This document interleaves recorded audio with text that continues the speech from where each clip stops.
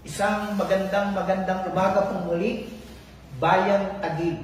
Nandito po kami muli, Pastor Tony. Magandang umaga po. At si Pastor Jim. Magandang umaga. Para sa isa pang segment ng Source of Strength. At patuloy pong dalangin at pangarap ng pamahalang lungsod na patuloy tayong makasumpong ng kalakasan at patnubay mula sa salita ng Diyos na ibinabahagi sa pamamagitan po ng programang ito. Anyayahan ko muna po kayong tayo po ay manalangin. Pastor Tony. Manalangin po tayo, dakilang Diyos, aming Ama na nasa langit. Patuloy kaming dumudulog sa iyo. Humingi ng basbas mo, Panginoon, na maranasan namin ang iyong banal na presensya sa mga pagkakataon na ito, lalo na nga po sa aming mga tagapakinig at sumusubaybay ng programang ito. Maraming salamat, Panginoon, at inangkin namin ang pagpapala mo para sa bayan ng Taguig. Ito po ang aming samudalangin sa ngalan ni Kristo Jesus. Amen. Amen. Muli po magandang umaga at bumabati po kami tatlo ng maligayang Pasko at manibong bagong taon. Kasi po Agosto na. Ang susunod po ay Berna, August, September, kaya malapit na magpasko. Well, ngayon pong umaga, ang atin pong bibigyan ng pansin ay mula po sa patuloy po tayo sa ating siniserye, yung Aklat ni John. And at this point in time, we will just read one verse na babasahin po sa ating ni Pastor Jim.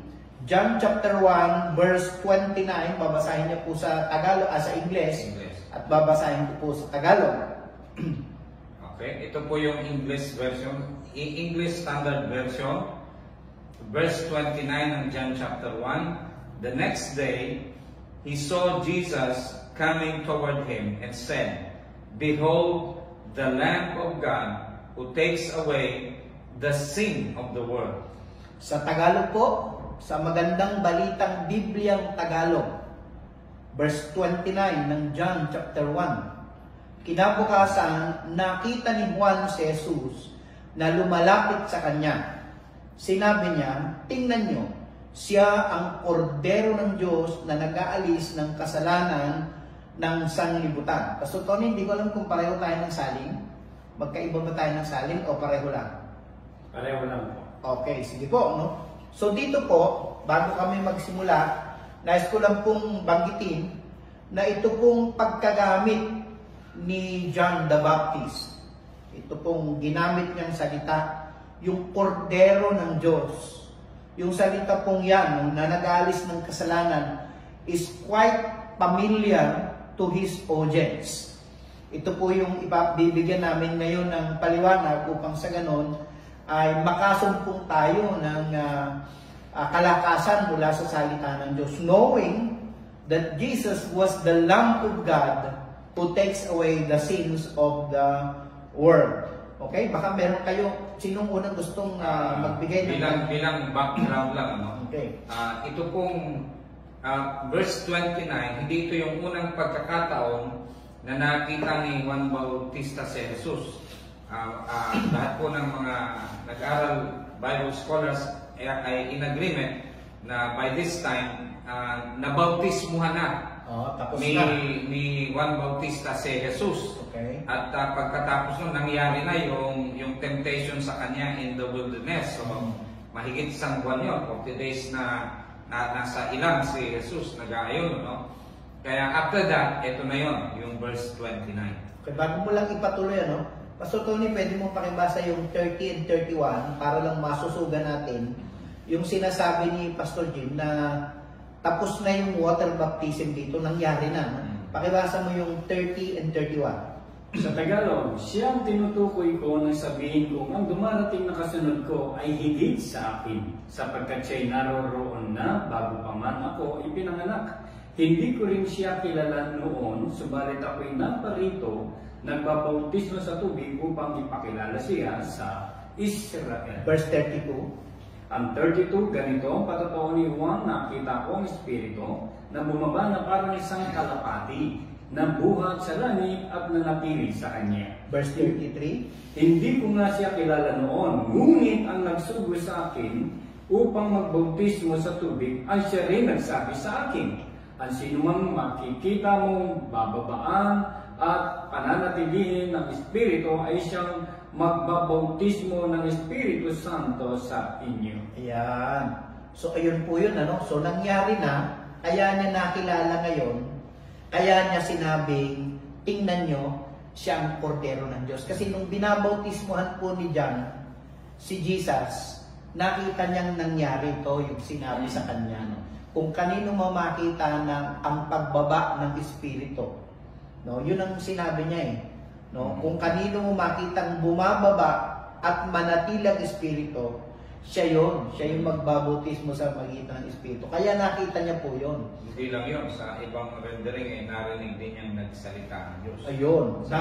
Oo, tama. This is my well-beloved Son, in whom I am well pleased. No, narinig niya talaga yun. So, bukod dun sa nakita niya, at paglilinaw lamang po, na hindi po kalapati yung bumaba. No? Parang kalapati. Oo, yun kasi yung normal na nakikita natin sa mga pelikula, na minsan nakala natin kalapati na nga. Verse 32, Pastor Tony, nakalagay dyan sa verse 32 ng John, chapter 1, verse 32. Verse 32. Ganito ang patotoo ni Juan, nakita ko ang Espiritu na bumaba na parang isang kalapati na buhat sa langit at nanatili sa kanya. So yun, parang isang Kalapati. kalapati. So hindi siya actually kalapati. Okay, balik na po tayo ngayon doon sa nais namin bigyan ng diin ngayong hapon, ay ngayong umagang ito. Ito po yung sinabing, narito ang kordero ng Diyos na nag-alis ng kasalanan ng sanlibutan. So again, Yung nung binanggit ni Juan, yung kordero ng Diyos, na sinabi ba na very familiar ang Israel dun sa titulo na kordero ng Diyos. Kasi sa lumang tipan ko, isa ito sa practice ng Israel na nag-aalay sila ng kordero o ng anumang hayop, inosenteng hayop, para patayin doon sa tinatawag na brazen altar, doon sa altar, bilang parang pagsusulit ng kasalanan ginawa ng nag-aalay.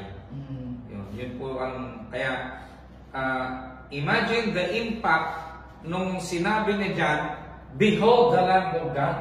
So yung mga nakikinig doon na crowd, no? Lamb of God, si Jesus Christ. Nagulat sila. No? Kasi yung lamb o yung kordero ay may kaugnayan. Sa kanilang practice, yun ay may kaugnayan dun sa kanilang kasalanan. Inuugnay niya dito. No? Actually, ang practice po nila, yung sinabi ni Pastor Jim po kanina na yung hayop o yung tupa na kailangan pong yung tupa na yun without blemish and without spot, no? Yun po ay kakatayin, yung pong dugo nun, kinukuha po. At yung dugo na yun, yun yung ipinapasok ng priest dun sa Holy of Holies, no? Once a year. Dun sa dakong kabanal-banalan, iwiniwisik niya po yun. No? Ang purpose nun is to appease, para po mawala yung galit ng Panginoon kasi sila po ay nagkakasala. So in a way, the blood of animals that is being offered covers their sin. So ang nakikita na ngayon ng Diyos ay yung pong dugo. And because of that, the person who offered, nagkakaroon po siya ng pagkakataong maranasan yung pagpapala ng Diyos. Mahirap kasi nakalaban mo ang Diyos eh. Ang hirap na magbuhay nun kung ang Panginoon ay hindi ka at peace with God. No, ayun po yung mahirap. Pastor Tony, meron kang gustong idagdag dyan? Bigyan ko ng konti yun sa background. Kasi noong mga panahon na yun, yung sinabi ni Jan, behold, the Lamb of God. Importante yun kasi yung mga tao noong panahon na yun, nasa ilalim sila na impluwensya ng Roman, di ba? Oo, nasa ilalim sila. Kaya ang Israel, naghahanap sila ng somebody na pwedeng manguna sa kanila, tumulong sa kanila at magmamahal sa kanila. Kaya ngayon, ini-introduce ngayon ni John the Baptist yung pagdating ng Panginoon. Sabi niya, behold, para sinasabi niya, narito na, ito na. Okay? Kaya malinaw, at ngayon ipinakilala nga ang ating Panginoon bilang kordero ng Diyos na nag-aalis ng kasalanan ng sanlibutan. Pero ang inaasahan nilang darating na Messiah ay isang conquering Messiah na magpapalaya sa kanila sa pagkakaalipin sa pagkakasakop ng Roman Empire. Kaya yung announcement na the Lamb of God, parang tagwas dun sa hari na magpapalaya. Yung kanilang expected coming king. Suffering Messiah, binabanggit ni dun eh. So halo-halo ng damdamin siguro ng mga taong nakarinig nito.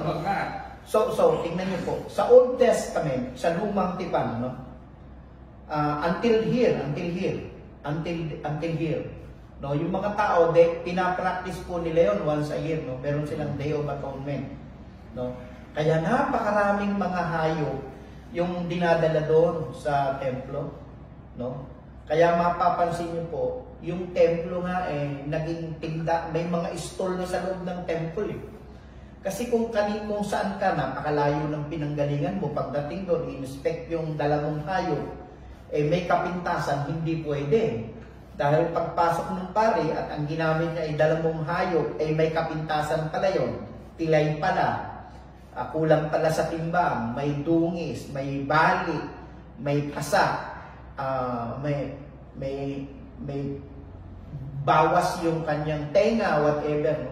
The priest who will be offering that kind of animal is endangered sa kanyang buhay, no? Kasi Pastor Tony, ano yun eh, di ba, nakasuta, parang mahaba yung damit. Yung ilalim ng laylayan nun, may mga kalembang yun, maliit, may mga bells. Tapos may tali yung paanong pare. Pag pumasok sa pagpumasok. Kaya yung mga tao, kahit na gaano karami, tahimik yun. Hanggang naririnig nila yung bell, ay ayos pa. Pero pag tumigil yung bell, medyo kakabahan na sila. Pag medyo matagal na tahimik na, ang ibig sabihin po nun ay patay na ang parit na nag-alay. Patay na, hihilahin na lang. Kasi hindi sila pwedeng pumasok, lalo na sa dakong kabanal-banalan, mamamatay sila doon. No? Can you imagine po, napakahirap that year after year after year, pupunta sila doon. Yung approach sa very presence ng Diyos, very limited, no? Once a year lang. At ang daming mga ritual na gawin ng high priest. Grabe. Hindi dapat magkamali yung high priest dahil pag nagkamali siya, patay siya eh. Yun ang purpose, kaya may mga paninda doon. Yung mga paninda doon ka na lang para makasiguro ka. Inabutan yun ni Jesus nung isang beses pumasok siya doon. Sabi niya, my house shall be called the house of prayer, but you have turned it into a house of thieves. A den of thieves. Kaya nagalit siya. Ngayon, balik tayo dito. So yun po ay taong-taong nilang ginagawa. Magdadala doon ng hayop, ibibigay sa pari, inspection, kakatayin ng pari, kukunin yung dugo, papasok doon sa taong kabanal-banalan, iwiwisik. They have to do it once a year. Yearly, they have to go back and do it. So that, in a way, sila po ay makasumpong ng kapayapaan sa anumang galit ng Diyos sa kanila. Ano naman ang kaibahan nito ngayon? Itong si Jesus na ito. Anong kaibahan nitong kordero na talagang tupa dito sa kordero ng Diyos? Tinawag kasing si Jesus yun yung kordero ng Diyos. Anong kaibahan ng dalawa? Yung Day of Atonement na once a year ginagawa ng high priest to cover the sin of Israel. Yung salita pong atonement, ang ibig sabihin is to cover. To atone. So nagtatakip lang. Pero parang every year nawawala yung covering na yun. Kaya kailangan nilang ulitin yung sacrifice ng animal.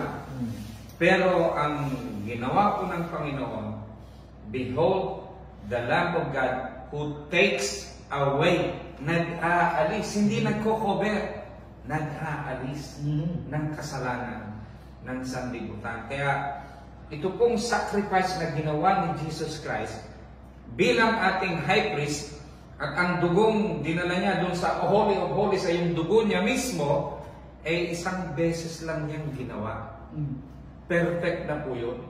Hindi na yun na ulit. Yun ang sinasabi ng Hebrews chapter 9 at chapter 10, no? Na isang beses lang namatay si Kristo. Sapat na po yun. So ito yung mensahe na dapat nating maunawaan na magbibigay po sa atin ng kapayapaan patungkol po sa problema natin sa kasalanan. Dalawa kasi nun.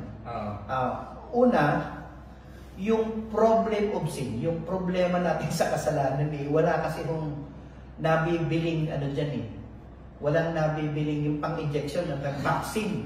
Wala pong vaccine. Anti-sin. Wala pong anti-sin. Sin virus is a superdemic problem. And no one can deal that.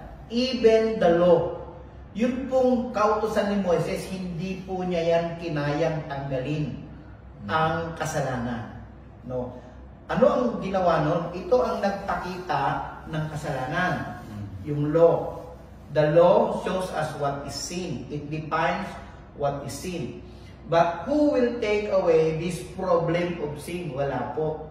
Kaya nung dumating yung kordero ng Diyos, pinapaliwanag ni Pastor Jim, ito yung nag-alis ng kasalanan ng sanlibutan. No? Pastor Tony, meron kang gusto sabihin niya?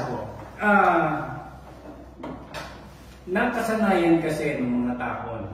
Yung parang hinahanap nila parang pang earthly solution lang eh. Pero si Jan, mas matindi yung kanya, no? Kundi heavenly solution. Inintroduce niya na, ito, dugo lang ng ordinaryong kordero, ito, dugo ng kordero ng Diyos mismo, mag-aalis ng kasalanan eh.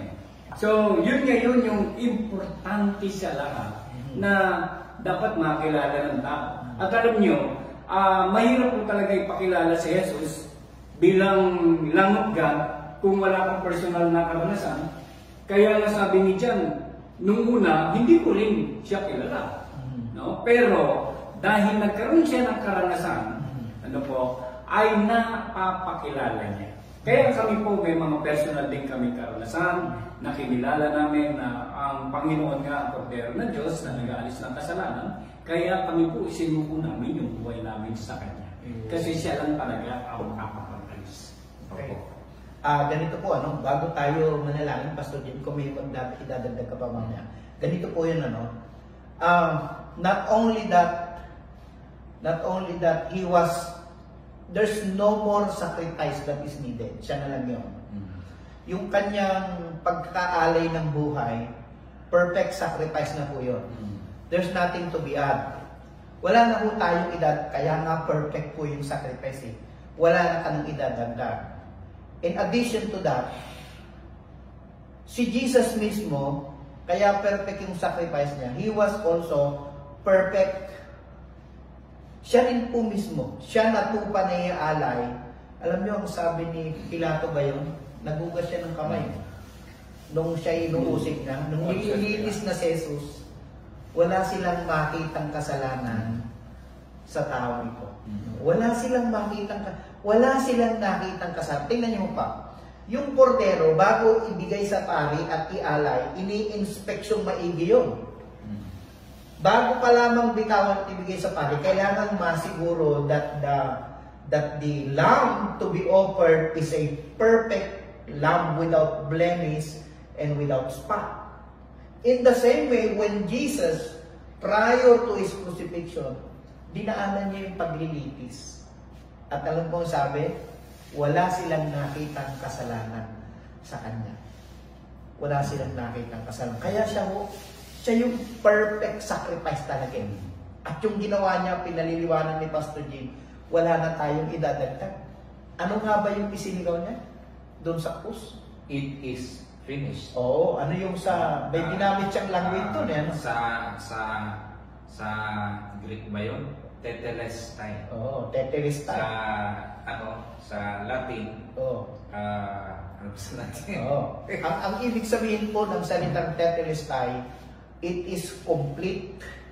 It is perfectly perfect. It is finished. It is completely complete. It is completely complete. Ibig sabihin po nun, wala ka nang re-retokehin pa. Pag dinagdagan mo, Ay sasabihin. pinapapakit mo lang. Yun. Wala na tayong idadagdag. So siguro, sino ba sa atin na magpe-pray? Kasi mabilis po ang oras ngayon. Sige po. Talagang napakabilis. So dadako po tayo sa lalahanin lang po natin isang bagay na yung umaga na ito. Okay. Ang dugo po ng Panginoon ay nagsasalita. No? Ang dugo nagsasalita. Si Abel, yung dugo niya nagsasalita. Diba? Pero ang sinasabi, paghiganti. Pero ang dugo po ng Panginoon, doon sa Holy of Holies sa langit, nananatiling sariwa at nagsasalita po ng kapatawaran ng kasalanan. Kaya pag ako po ay humingi ng kapatawaran sa nagawa kong kasalanan at yung dugo ng Panginoong Hesus ay inaangkin ko na nagbukas sa aking kasalanan, ang aking pong pananampalataya ay sa tingin ng Diyos, parang hindi ko ginawa yung kasalanan. Hindi lang yun. Oo, tama. Ito po, last word po siguro before we pray. Pastor Tony. Di ba? Maaaring yung iba mas madalas. Kami ho, simula nung magkaroon ng COVID na, linggo-linggo kami, may Santa Cena kami. Anong tawag dyan? Meron Communion. Communion. Every time we have a communion, inaalala po natin ang ginawa ng Panginoong Jesucristo. Ano yung kanyang ginawa? That He was the Lamb of God. He was the Lamb of God who gave His life for us. And by doing so, He paid the penalty of sin. Kaya po, yung kanyang dugo, hindi lamang po nagtakip. Inalis niya po ang kasalanan. Amen. At ang gagawin na lang natin, hindi na natin dagdagan. Kikilalanin na lang natin yung ginawa ng Panginoon. Yun lang po ang may iwan sa atin. Amen. Regalo po. Tatanggapin na lang natin yung kaloob-bayan ng Panginoon. Pastor Jim? Kung hindi nyo pa po ginawa ito na tanggapin si Kristo bilang inyong Panginoon at tagapagligtas at angkinin yung kapangyarihan ng kanyang dugo para hugasan tayo sa kasalanan natin at palayain tayo sa kapangyarihan ng kasalanan, sumunod po kayo sa ganitong panalangin. Sabihin po natin ang ganito: Panginoong Jesus, Panginoong Jesus, Ikaw ang kordero ng Diyos Ikaw ang kordero ng Diyos na namatay sa krus. na namatay sa krus. Binayaran mo ang aming kasalanan. Binayaran mo ang aming kasalanan. Lumalapit po ako sa iyo. Lumalapit po ako sa Isang iyo. makasalanan. Isang makasalanan. Humihingi ng tawad. Humihingi ng tawad. Hugasan mo po ako Hugasan mo po ng ako iyong banal na dugo. ng iyong banal na dugo. Palayain mo po ako Palayain mo sa po ako kapangyarihan ng kasalanan. sa kapangyarihan ng kasalanan. Tinatanggap kita Tinatanggap bilang aking tagapagligtas. bilang ating tagapagligtas. Salamat po sa buhay na walang hanggan. Salamat po sa buhay Na tinanggap ko ngayon na tinanggap sa sa pangalan ni Jesus. Sa pangalan ng Jesus. Amen.